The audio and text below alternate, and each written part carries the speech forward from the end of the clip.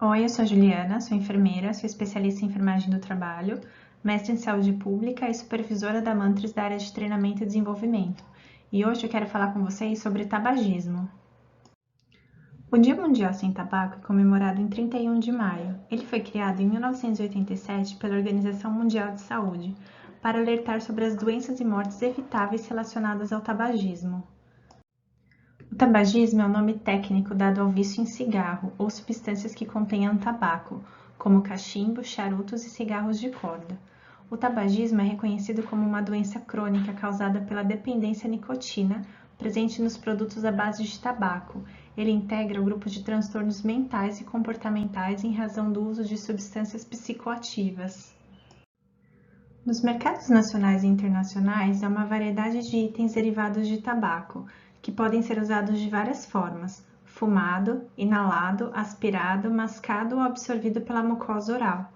Todos contêm nicotina, causam dependência e aumentam o risco de contrair doenças crônicas não transmissíveis. Aqui no Brasil, a forma predominante do uso do tabaco é o fumado. Os produtos derivados do tabaco têm como princípio ativo a nicotina, que causa dependência física e psíquica. Ela é uma droga psicoativa que atua no cérebro na função cognitiva, incluindo memória, atenção seletiva e processamento emocional. Além de estimulante, a nicotina reduz o apetite, aumenta o batimento cardíaco, a pressão arterial, a frequência respiratória e a atividade motora. No Brasil, aproximadamente 20 milhões de pessoas são fumantes, quase 2 vezes a população de Portugal. O custo anual das doenças provocadas pelo tabagismo no país, em 2015, foi de aproximadamente 57 bilhões, e a arrecadação de impostos sobre produtos de tabaco é menor que 13 bilhões ao ano, ou seja, a conta não fecha. Neste gráfico, nós podemos ver a proporção de fumantes adultos na população brasileira por gênero, sexo masculino e feminino, no Brasil entre os anos de 1989 e 2019. A gente percebe aqui que os números vêm caindo, isso tanto entre homens quanto em mulheres. Neste outro gráfico, mostra a proporção de fumantes adultos na população brasileira por faixa etária e ano de pesquisa, também entre os anos de 1989 e 2019. A linha azul são 25 anos e mais e a linha laranja 18 a 24 anos.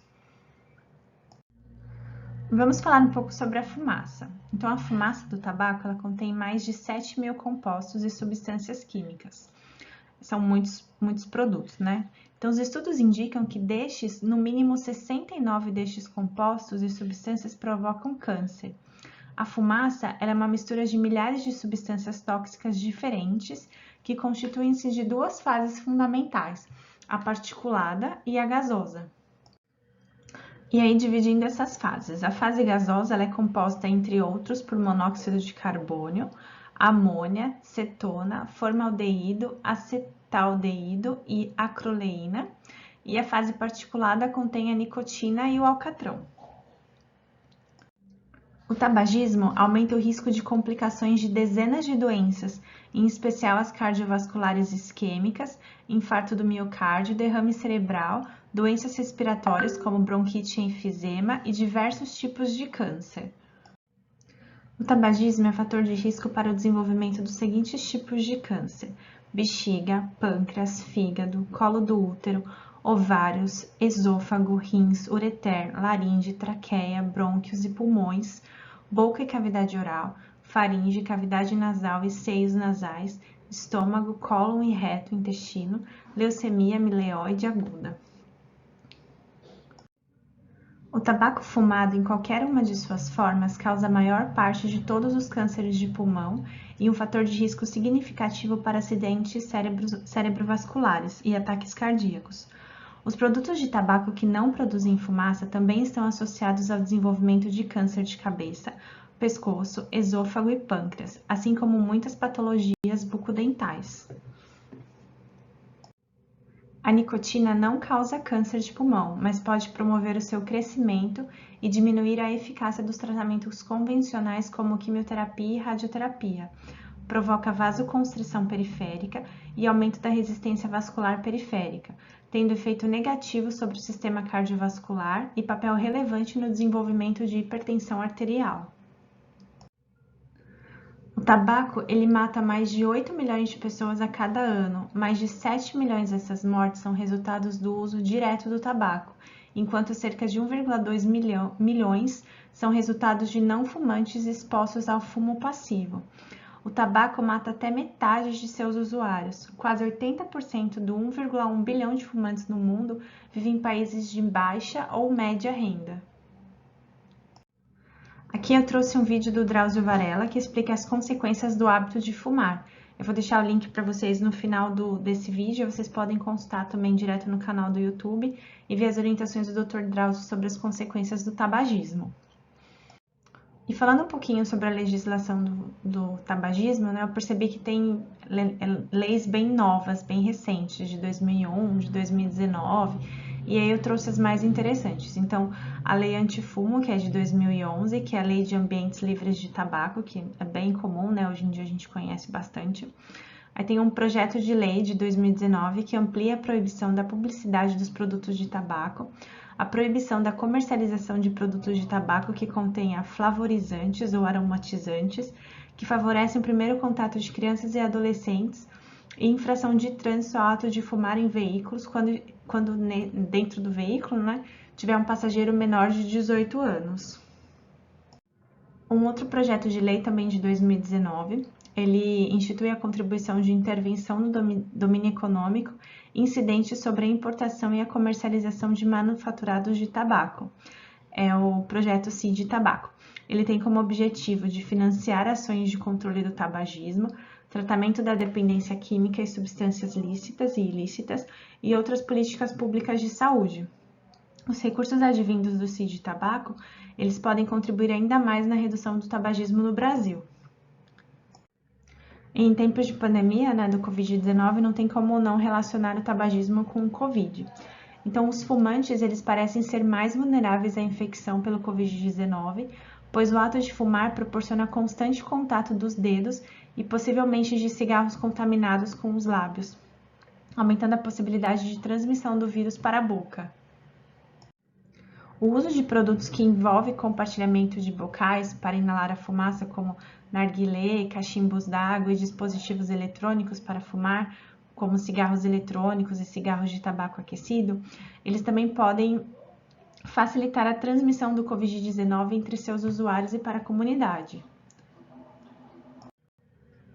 O tabaco ele causa diferentes tipos de inflamações e prejudica os mecanismos de defesa do organismo. Por esses motivos, os fumantes têm maior risco de infecções por vírus, bactérias e fungos.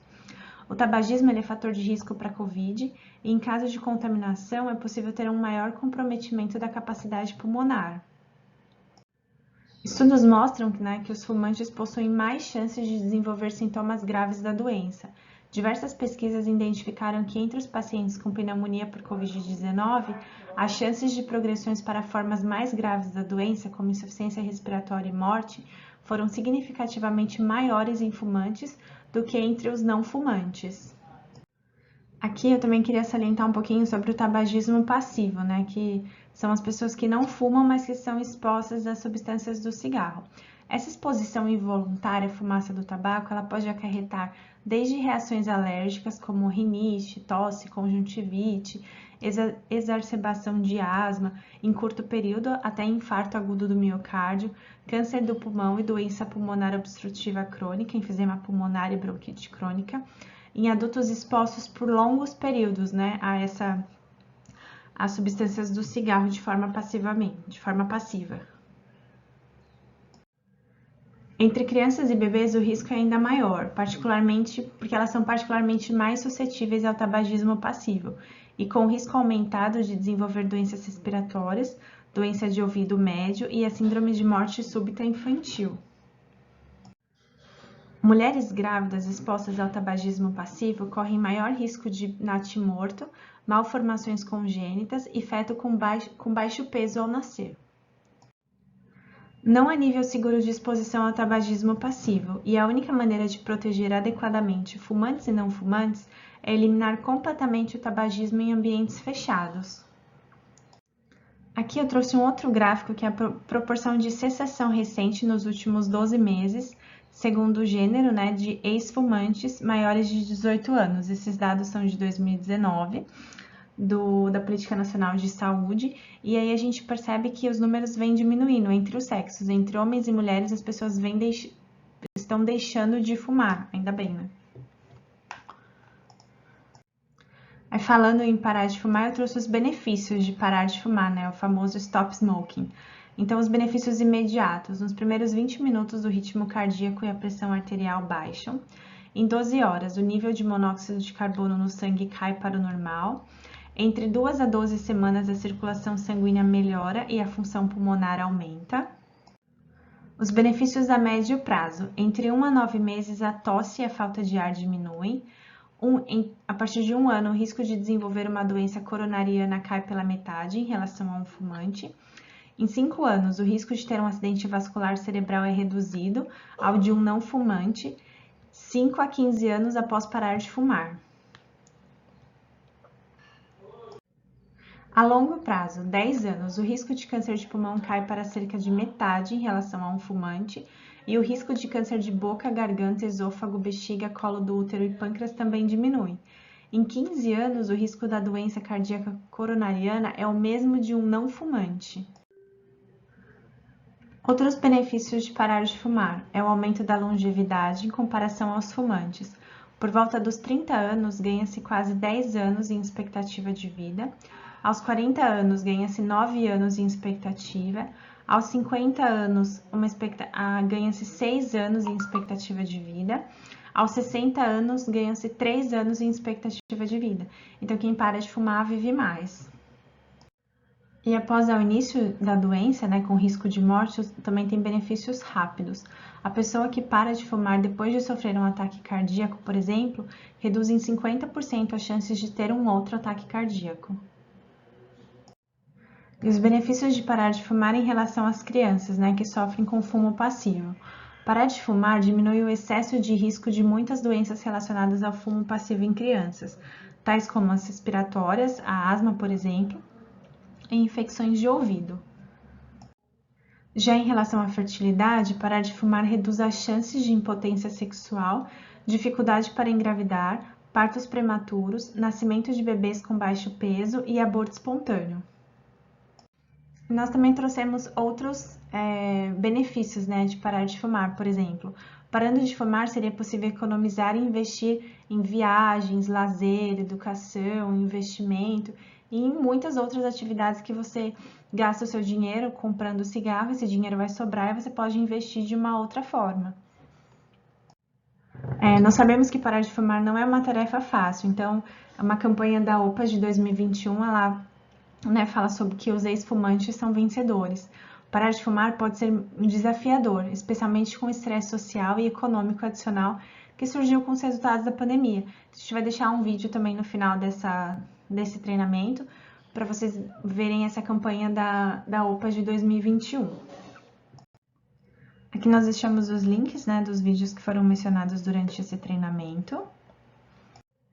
As referências que nós usamos para preparar esse material estão todas aqui também. Em nome da área de treinamento, eu agradeço a todos que assistiram esse vídeo e nos encontramos no próximo treinamento virtual.